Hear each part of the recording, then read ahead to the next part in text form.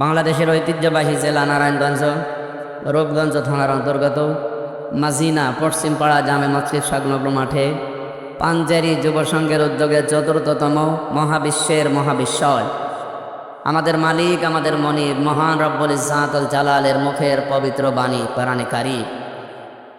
পবিত্র অনুষ্ঠানের সম্মানিত সভাপতি, রংধনু গ্রুপের সম্মানিত চেয়ারম্যান, কায়েতপাড়া ইউনিয়ন পরিষদের সাবেক চেয়ারম্যান, অত্র এলাকার কৃতি সন্তান, আমাদের অভিভাবক জনাব আলহাজ রফিকুল ইসলাম রফিক ভাই, আতালাল্লাহু আমরাহু ওয়া বারাকাল্লাহু ফি হায়াতি, বলেন আমিন।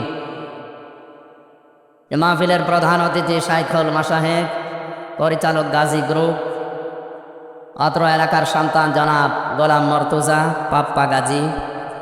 শুভ উদ্বোধন করেছেন জনাব আলহাজ বাবুল আক্তার বাবু ভাই, বিশিষ্ট সমাজসেবক দানবীর। বিশেষ অতিথি হিসাবে যারা উপস্থিত থাকার কথা ছিল সবাই হয়তো আসতে পারেন নাই, ব্যস্ততার কারণে তিনি এসেছেন। আমার অত্যন্ত আপনজন শ্রদ্ধাভাজন বড় ভাই জনাব মিজানুর রহমান মিজান, ব্যবস্থাপনা পরিচালক রংধনু গ্রুপ, সাবেক সদস্য নারায়ণগঞ্জ জেলা পরিষদ। আরও যত মানুষের নাম দেখছি, একটা একটা করে নাম বলে দোয়া করতে গেলে তো আধা ঘন্টা যাবে। এক ছাত্রকে জিজ্ঞাসা করছে শিক্ষক, গুড বানান কর। বলছে স্যার ABCDFGHIJKLMNOPQRSTUVWXYZ। কি করলে যে এর ভেতরে আছে আপনি বানান করিয়ে নিন, এর ভেতরেই আছে। একবারে এত মানুষের নাম আমি সবার জন্য দোয়া করে দিলাম, GOOD। আপনারা বানান করে নেন, বলেন আমিন। আরফা'না লাকা যিকরাক।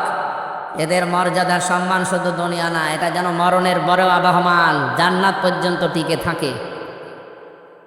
আপনাদের কি রাগারাগি আছে না? বলেন আমিন। মঞ্চে বসা ওলামা ইকরাম, বিশেষ করে যারা এতক্ষণ পর্যন্ত আলোচনা রাখলেন, সাহাবীদের মর্যাদার উপরে কথা বলছিলেন বড় ভাই জনাব মাওলানা ইমদাদুল্লাহ হাশেমি, জনাব মাওলানা মুফতি আব্বাস উদ্দিন, জনাব মাওলানা মুফতি ফয়জুল্লাহ মাহমুদ, হাফেজ মাওলানা আব্দুল বাতেন, মাওলানা সাইদুল ইসলাম সিদ্দিকী সহ অন্যান্য ওলামা ইকরাম, সম্মানিত পরিচালক হাফেজ মাওলানা কামরুল ইসলাম। আলেমদের মর্যাদা সম্মান আল্লাহ যেন দুনিয়া আখিরাতে বাড়িয়ে দেন, বলেন আমিন। সামনে বসা মুসলমান ভাইরা, পর্দার আড়ালের সম্মানিতা মা এবং বোনেরা, প্রশাসনের ভাইরা, প্রাণ প্রিয় নারায়ণগঞ্জবাসী, দল মত নির্বিশেষে কোরআনের এই অনুষ্ঠানে যারা এবাদত মনে করে এসেছেন, এটা কিন্তু এবাদত চলছে। এবাদতে কথা বলা যায়, এদিকে দিকে তাকানো যায়। ধরেন 1 ঘন্টা যদি বসে থাকেন, মনে করবেন নফল নামাজে আছি। যদি অনেকের মনে হচ্ছে এত বড় নামাজ কেউ পড়ে, আমরা জেলখানায় এই 3টা বছর এত বড় না, এর চাইতে বড় বড় নামাজ পড়তাম। রাত 2:30টা 3টায় উঠে একেবারে ফজরের আজান পর্যন্ত 2 পারা 2.5 পারা 3 পারা দাঁড়িয়ে দাঁড়িয়ে পড়া লাগতো। প্রায় 2 ঘন্টা 2.5 ঘন্টা সময় লেগে যেত।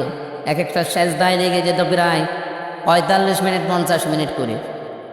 তা সেজদায় যে কি মজা আছে যদি আপনি বুঝিয়ে দিতে পারেন। আমাদের ঠোকর মারা সেজদা, এর ভেতরে কোনো আনন্দ মজা কোনো কিছুই পাওয়া যায় না। আল্লাহ দুনিয়া আখিরাতের সব কিছু আমার মনে হয় সেজদার ভেতরে রেখে দিয়েছে। আমরা আসলে সেজদা দিতে পারিনি, তো এই কারণে।